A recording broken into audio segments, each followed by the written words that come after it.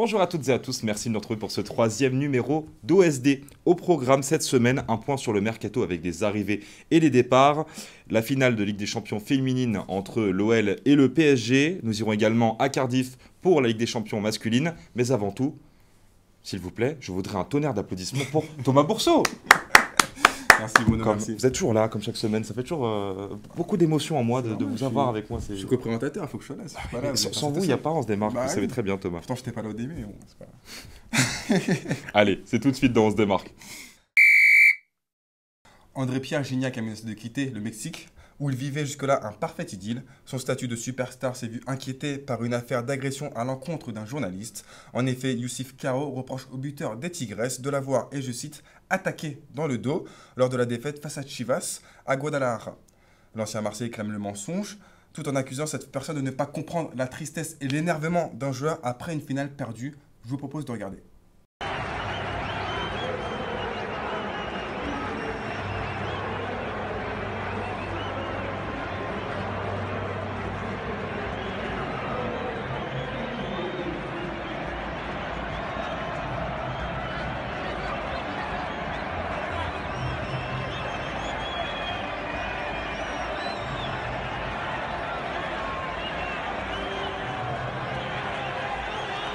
Des sanctions devraient être prises à l'encontre de Gignac pour non-respect du protocole selon le quotidien La Jordana.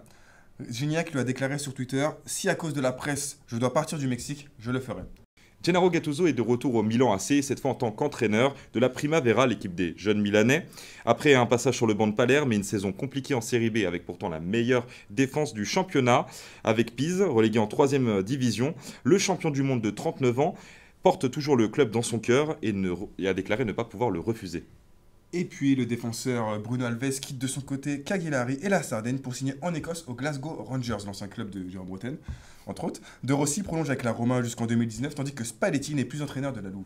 Passer de Nantes au FC Porto, ça n'arrive pas que sur PlayStation. Sergio Conceição est en route pour le Stade do Dragão. Après avoir trouvé un accord jusqu'en 2020, l'ancien international lusitanien y a disputé plusieurs saisons entre 91 et 2004. L'entraîneur sortant du FC Porto, Nuno Espirito Santo, rejoint lui Wolverhampton et remplace Paul Lambert. C'était une première, la mise en place d'un nouveau système de barrage en France. Le 3e de Ligue 2, 3 en l'occurrence, était opposé au 10e de Ligue 1, Lorient, lors d'une double confrontation. Lors de la première opposition, 3 s'est imposé à domicile, 2-1, grâce à un buzzer beater du vétéran de 40 ans, Benjamin Nivet. On entre dans les arrêts de jeu de la partie. Ballon mal repoussé par la défense. Récupération de Benjamin Nivet qui prend sa chance. 91e minute. Nivet redonne l'avantage à l'Estac. Pour la première fois depuis quelques années, les Lorientais vont regoûter à la Ligue 2.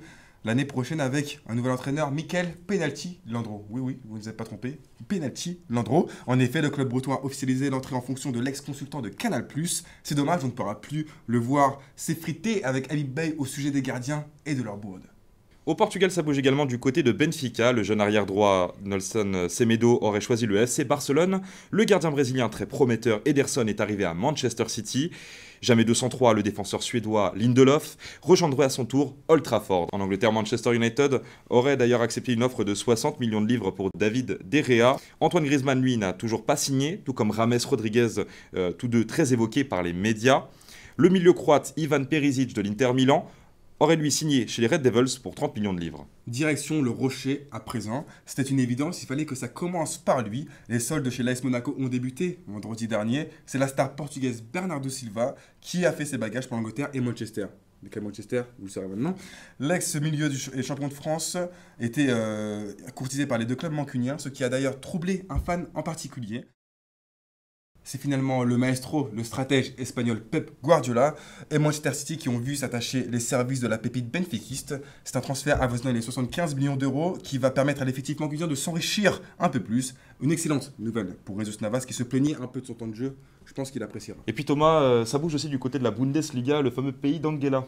En effet, Ich bin ein Qatari. Décidément, le Borussia Dortmund dégraisse en ce début de mercato, tout juste vainqueur de la Coupe d'Allemagne le week-end dernier. Les dirigeants du mythique club de la Ruhr ont d'abord limogé leur entraîneur Thomas Tuchel malgré une saison à titre.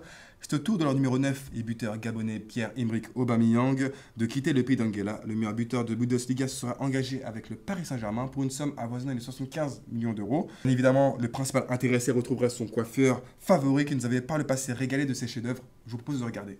Oops. Oops. Oh no. Ah. Thomas, je pense qu'il est l'heure, je dois me rendre à Cardiff. Pas de Je vous laisse le relais. Vous vous sentez bon? Non, mais Très bien. je vais finir tout seul. Ah, Ligue des Champions oblige. Professionnalisme toujours. Non, mais- Thomas, je vous laisse les clés. Bon voyage, Sans la en tout boutique. cas, régalez-vous bien. On se retrouve dans pas longtemps, hein, je sais, mais faire vite. pas de soucis. Très bien. Au revoir. En parlant de Cardiff, nous allons nous diriger en outre-Manche. Lundi, un match de barrage de Championship 2e division anglaise a vu s'opposer Huddersfield Town et Reading.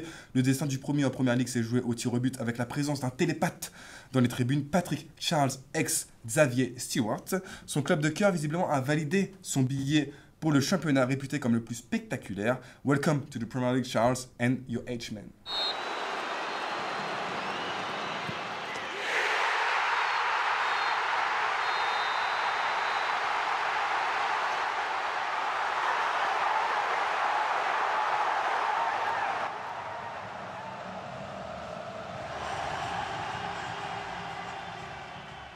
Ladies first, jeudi soir, deux clubs français s'affrontaient à l'occasion de la finale de la Ligue des Champions féminine. L'américaine Alex Morgan, égérie de FIFA et star du foot mondial, disputait sa première finale. Regardez. Has been really good. I've been doing more and more every day. I still want to stay in this moment and think every day is one day at a time. So I'm very optimistic for the final, but I'm just thinking about today right now. Il y a plus d'un an maintenant, les deux écuries s'affrontaient en Coupe d'Europe à l'occasion des demi-finales. Les Lyonnaises avaient pu alors pulvériser 7-0 leur adversaire à l'aller. Et cette fois, c'était pareil. L'OS s'impose à nouveau et remporte sa 4e Ligue des Champions. Regardez les images.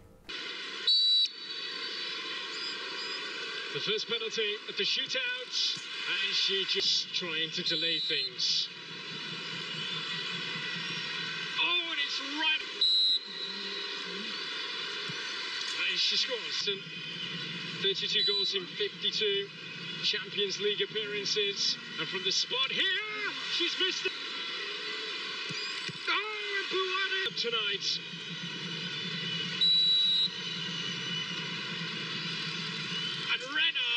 Campaign. That's a very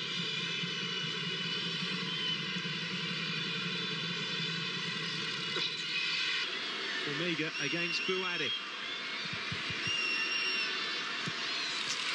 She fails to score. Paris Saint-Germain win the Champions League. And she does. Players all have their superstitious routines they go through. What tension. And but score to keep Lyon in the final, and she does. Looks so nervous. Well, who wouldn't be?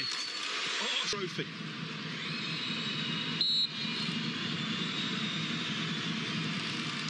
And Abilene, PSG's goalkeeper, beat Buade.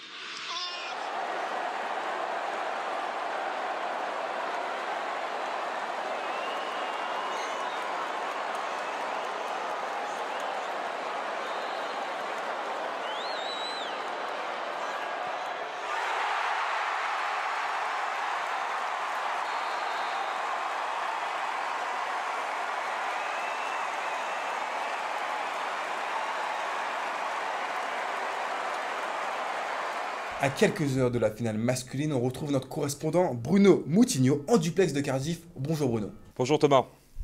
Alors Bruno, vous êtes sur place. Quelle ambiance y a-t-il? Pouvez-vous nous décrire ce qui se passe autour de vous? Écoutez Thomas, ici tout est en place, le match est très attendu, c'est sans doute celui de l'année. Les Gallois sont très fiers d'accueillir ce grand rendez-vous entre deux monstres du football européen. Rappelons que l'été dernier à Cardiff, le football a animé la ville jusqu'en demi-finale. Génial, la terre natale de mon poulain Aaron Ramsey, alias Rambo, alias buteur de FA Cup, ont forcément tout bien orchestré. Avez-vous des précisions quant à la rencontre, Bruno? Oui, mon Chambo. Cette finale de Ligue des Champions se disputera pour la première fois sous un toit couvert ce samedi 3 juin, ici à Cardiff. Cette mesure a été adoptée pour des raisons de sécurité et éviter une éventuelle attaque de drones. C'est ce qu'a affirmé la Fédération galloise de football. En chiffres, 170 000 personnes sont attendues, bien que la moitié n'ait pas de place. Niveau température, la température ici est plutôt clémente. La météo est bonne avec 16 degrés d'estimation pour le coup d'envoi. Bref Thomas, tout est prêt ici. Dernière question. On sait que vous avez beaucoup d'informations sur les compositions d'équipe. Alors, voilà, vous êtes un supporter du Real, tout le monde le sait. Pensez-vous que ZZ, Zinedine Zidane, et qui est le maestro, et qui est l'homme qui perd jamais, et qui est le Inch'Allah Time, va-t-il faire jouer Isco ou la star locale Gareth Bale? C'est la grande question Thomas. Isco a réalisé une deuxième partie de saison tout simplement incroyable. Il va sûrement se trouver dans les 15 premiers du Ballon d'Or. Ses prestations primées en Liga et puis celles en Ligue des Champions où il remplaçait indirectement le Gallois dans un milieu à 4 a séduit le public madrilène. Pour autant, Bale reste Bale et surtout le troisième membre de cette attaque de feu qui est la BBC. Le club, voilà, on s'en rappelle, victorieux de cette fameuse Ligue des Champions 2014 grâce à son milieu droit. Voilà, on s'en rappelle à Lisbonne lors de la 10e Coupe d'Europe remportée par le club. Donc face à la meilleure défense du monde, le jeu de tête tout simplement de Gareth Bale pourrait peser dans les choix de Zizou. Quoi qu'il arrive, je vous rassure tout de suite Thomas, Bale disputera cette finale en espérant toutefois qu'il ne se blesse pas. Merci Bruno et bon retour parmi nous. Merci à toutes et à tous de nous avoir suivis. Ne ratez pas le grand rendez-vous ce week-end entre la Juventus de Turin et le Real Madrid. On vous embrasse et je vous dis à la semaine prochaine. On se laisse avec les yeux d'un grand de Rome qui nous manquera beaucoup, le fils spirituel de Rémus et Romulus.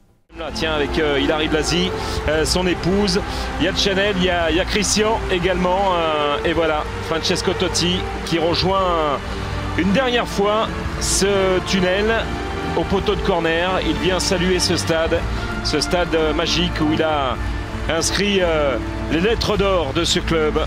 Francesco Totti, immense joueur.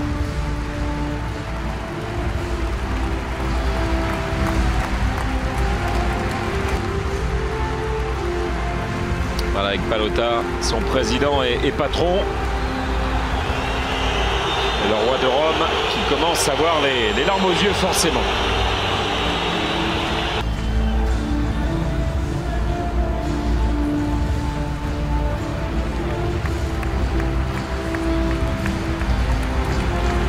Ah, plus qu'un homme, plus qu'un maillot, plus qu'un chiffre. L'idole et voilà. La révérence tirée aujourd'hui.